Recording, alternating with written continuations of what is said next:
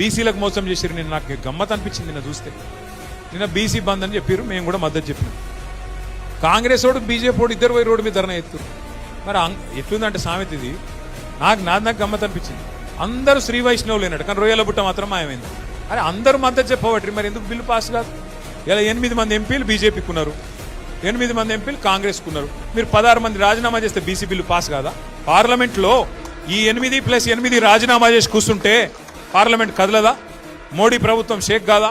వాళ్ళకు ముందే మెజారిటీ లేదు మోడీ ప్రభుత్వానికి. ఒక 8 మంది బీజేపీ వాళ్ళు ఇక్కడ రాజీనామా పెట్టిరనుకో, మోడీ గారు షేక్ గాడు. 8 మంది కాంగ్రెస్ వాళ్ళు రాజీనామా చేస్తే రాహుల్ గాంధీ అరే ఎందుకు చెప్తురా అని పిలిచి మాట్లాడి బిల్లు పెడతాం రండి అన్నాడా? మరి మోసం చేసేందుకు నాకు అర్థం కాదు. ఇక్కడ రోడ్ల మీద ఏమో డ్రామాలు చేయాల్సిందేమో పార్లమెంట్లో, కానీ కాంగ్రెస్ బీజేపీ మద్దతు ఇస్తేయట ఇక్కడ ఇది రోడ్ల మీద. ఆడ మాత్రం మాట్లాడరు, ఏడ మాట్లాడినో గడ మాట్లాడరు.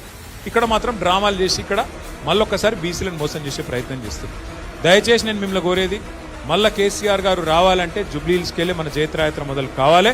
మీరందరూ కూడా దయచేసి దిగాలే రంగంలకు, ఎక్కడోళ్ళు అక్కడ తగులుకోవాలని చెప్పి కోరుకుంటూ